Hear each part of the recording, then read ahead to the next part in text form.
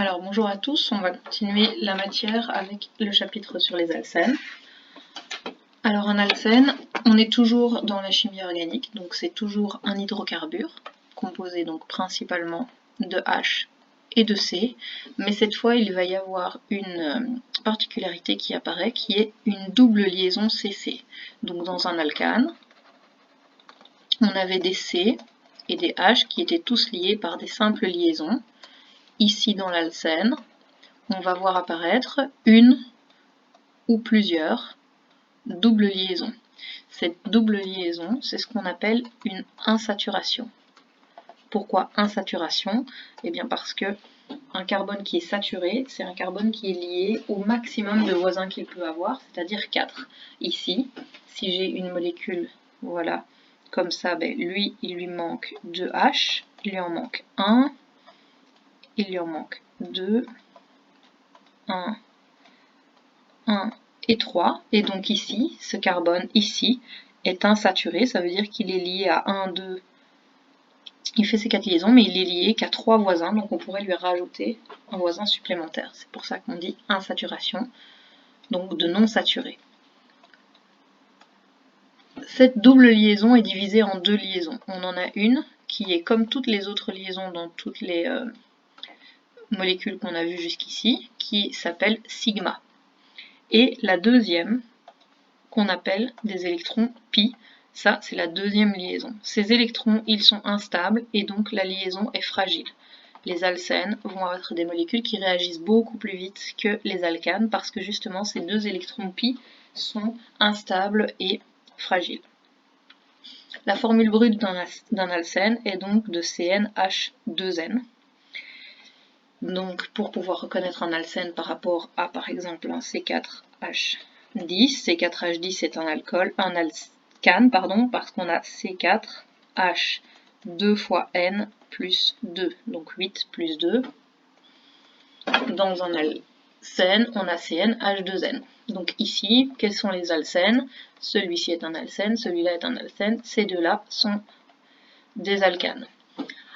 Attention que cette formule-là n'est pas toujours un alcène. Parfois, on a des molécules qui ont cette formule-là, mais qui ne sont pas des alcènes. Exemple, un alcane cyclique. Pourquoi? Parce qu'un alcane, c'est une chaîne de carbone. Donc, cette chaîne répond normalement à la formule CnH2n plus 2. C'est l'hydrogène qu'il y a ici et l'hydrogène qu'il y a là. Mais si je fais un alcane cyclique, ces deux hydrogènes-là tombent et je ferme mon cycle. Donc, je vais avoir une formule qui va répondre aussi à CnH2n et qui pourtant n'est pas du tout un alcène, il n'y a pas de double liaison. Alors, la nomenclature, c'est la même chose que pour les alcanes. Donc, toutes les règles s'appliquent à ce qu'on a fait avant, sauf que la double liaison va changer le nom et va faire apparaître un N dans le nom. Comme cette double liaison peut être mise n'importe où, on va avoir un numéro de position juste avant cette double liaison. Donc ici, 2 carbones et une double liaison, ça devient de l'éthène. L'éthylène, c'est le nom usuel. Donc on va passer très vite sur cette nomenclature, je vous donne juste des exemples. Donc ici, 1, 2, 3, 4, 5 carbones, c'est du pente. Il y a une double liaison, donc c'est un pentène. Et de nouveau, pour la numérotation, en premier, on regarde les fonctions qui doivent être sur le plus petit carbone. En deuxième, cette fois, on regarde les doubles liaisons. Et en troisième, on regarde la somme vers la droite et vers la gauche. Donc on rajoute la règle numéro 2 par rapport à ce qu'on faisait avant. Donc s'il y a une fonction, c'est les fonctions qui sont prioritaires pour la numérotation. S'il y a une double liaison et que les fonctions ne permettent pas de trouver une numérotation, alors on regarde la double liaison. Et si la double liaison ne le permet pas, alors on fait la somme de toutes les substituants vers la droite ou vers la gauche. Donc ici, 1, 2, 3, 4, 5, pente, il n'y a pas de fonction, donc c'est du pentène, et le pentène, la double liaison est sur quelle position? Dans ce sens-là, elle part du carbone numéro 2, dans l'autre sens, elle part du carbone numéro 3. 2 est plus petit que 3, donc ça va être du 2-pentène ou du pente 2 N. Je vais vous expliquer pourquoi après. L'exercice 2, 1, 2, 3 carbone, donc c'est du prop. C'est un propène parce qu'on a une double liaison, et la double liaison est en carbone 1, donc c'est du propène. Alors si on a plusieurs doubles liaisons, c'est comme ce qu'on faisait avant. Donc si on a deux doubles liaisons, on va avoir un di, si on en a 3, un tri, si on en a 4, tétra, comme ce qu'on faisait avant.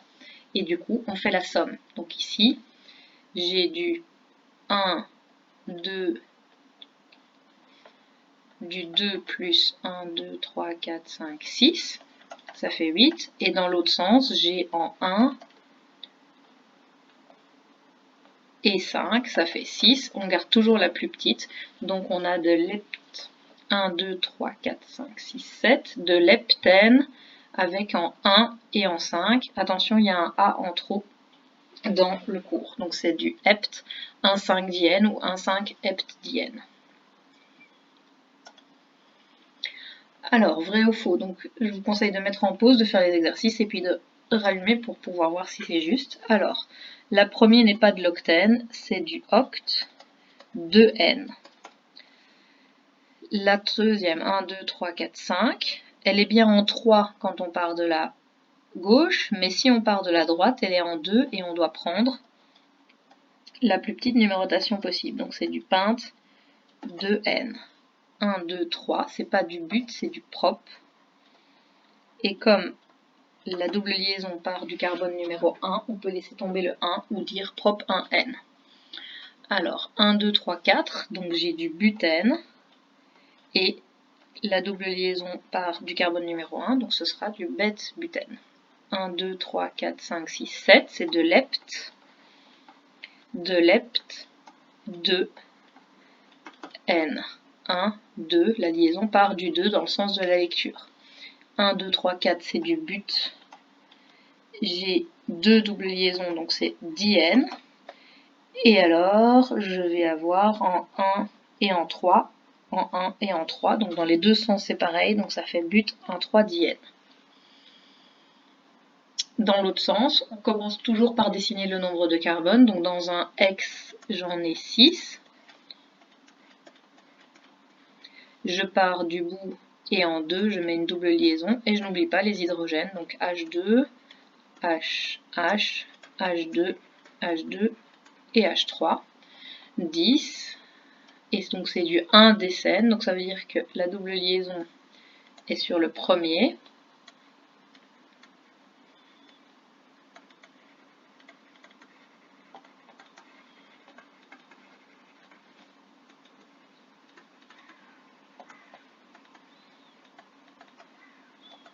Et 10.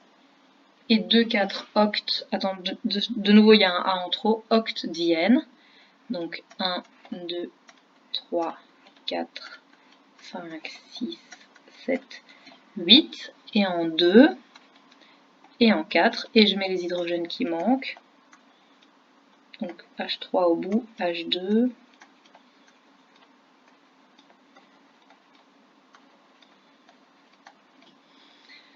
pour nommer une molécule, bah c'est la même chose, donc on prend la molécule, on cherche la chaîne la plus longue, donc ici attention, il n'y a que 6 carbones, donc il y a une faute dans le cours, 6 et pas 7, ça nous fait de l'hexène en 2, donc du 2-hexène, avec un propyle.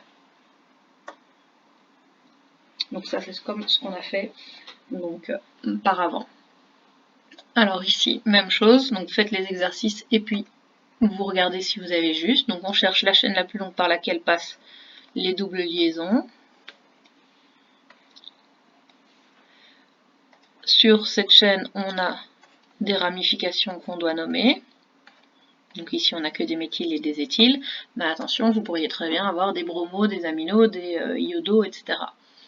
1, 2, 3, 4, 5. On va numéroter de façon à ce que la double liaison parte du carbone qui est le plus petit. Donc là, elle part du 2, 1, 2, là, elle part du 3. Donc c'est dans ce sens-là. Donc je vais avoir du 2,3 diméthyle. 1, 2, 3, 4, 5 pinte 2, N. Ici, 1, 2, 3, 4, 5, 6, 7, 8. Donc c'est de l'oct. Oct en 1, 6, diène, avec dessus ordre alphabétique, donc d'abord l'éthyle, 1, 2, 3, 4, 5, 5 éthyle, 3,3 diméthyle. Ici, 1, 2, 3, 4, 5, 6, c'est de l'hexène. Alors voilà, ici, la double liaison est en 3 dans ce sens-là, en 3 dans ce sens-là, donc elle ne me permet pas de trouver la numérotation, donc je vais faire la somme. La somme, je vais avoir 2 plus 3, ce qui sera plus petit que 1, 2, 3, 4 plus 5, donc je vais numéroter dans ce sens-là. Donc c'est du hex 3n, et dessus j'ai du 2,3 diméthyle. Donc trouver la forme, c'est de nouveau la même chose. Alors premier exercice, on dessine le nombre de carbone, donc c'est de l'hept, 1, 2, 3, 7. En 2, j'ai une double liaison, vu que c'est du 2-heptène. En 2, j'ai un méthyle. En 3, j'ai un propyle. Prop, 3 carbones, CH2, CH2, CH3. Et je complète avec les hydrogènes qui me manquent.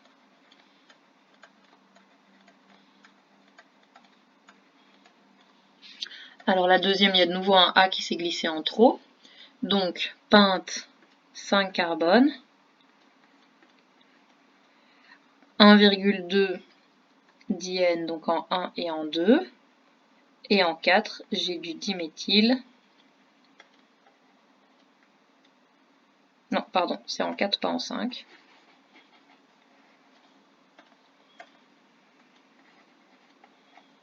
Donc en 4, CH3, CH3, je complète les hydrogènes et ma molécule est complétée. Alors, maintenant on passe donc à de la nouvelle matière. Donc les isomères, si vous vous rappelez ce que c'était des molécules qui étaient composées de la même chose mais qui n'avaient pas la même forme. Et bien avec les alcènes va apparaître un nouveau type d'isomérie. Pourquoi? Parce que en fait, donc si vous vous rappelez, dans les alcanes, je vous ai toujours dit que quand vous dessiniez du 2-bromo, que vous mettiez le brome au-dessus ou le brome en dessous, ça n'avait pas d'importance parce que les molécules, les groupements tournaient autour de l'axe CC. Ici, il n'y a plus, avec la double liaison, il n'y a plus de rotation autour de l'axe CC. Donc ça veut dire que la position des atomes est fixée définitivement dans la molécule et en fonction de là où ils sont, la molécule va avoir des propriétés particulières.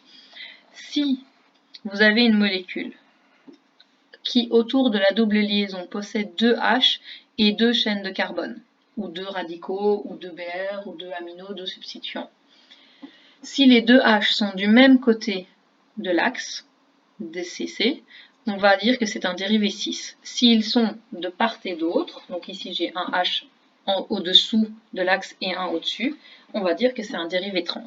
Donc ces dérivés n'ont pas tous les mêmes propriétés, les 6 et les trans, mais il ne s'agit pas ici de connaître ce que va faire l'un ou l'autre, mais bien juste de pouvoir les reconnaître.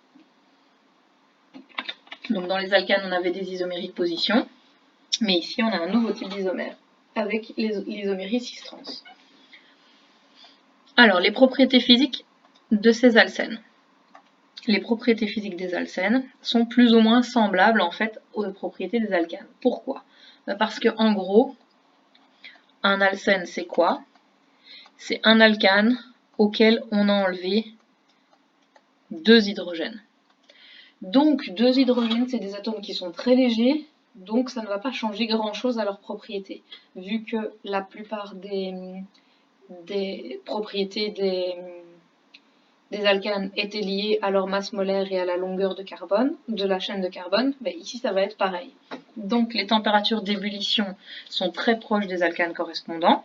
D'accord. Les 4 premiers sont de nouveau gazeux, ensuite ils sont liquides, et quand on passe au-delà de 18, eh ben, on a des dérivés qui sont solides.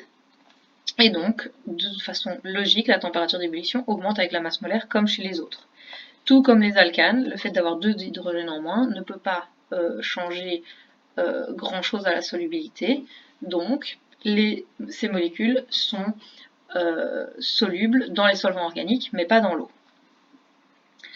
Alors, histoire de faire un tout petit exercice pour être sûr que vous sachiez faire la nomenclature de ces molécules-là qui ne changent pas grand-chose en gros à celle des alcanes, si ce n'est qu'on met N et qu'on fait attention à leur position. Je vais vous donner une molécule de laquelle vous allez devoir donner le nom.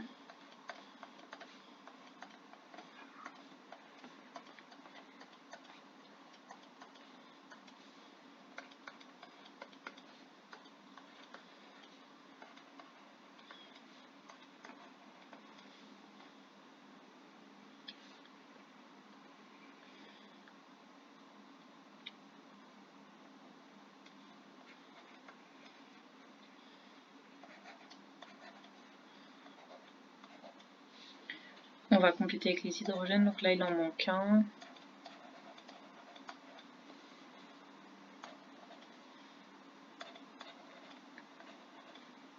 Voilà, donc mettez en pause et donnez-moi le nom de cette molécule. Donc la chaîne principale est celle qui passe par toutes les fonctions. Donc je vous rappelle que pour la numérotation, on fait attention en premier lieu aux fonctions. Si avec les fonctions ça marche pas, on fait attention aux doubles liaisons. Et si avec les doubles liaisons ça marche pas, alors on fait la somme vers la droite et vers la gauche des autres substituants. Donc ici la fonction qui est prioritaire c'est l'acide. Donc elle va définir le premier carbone. J'ai donc un acide non, parce que j'ai 9 carbones. J'ai 2 doubles liaisons en 4 et en 6, donc non 4, 6, diène, OIC pour l'acide.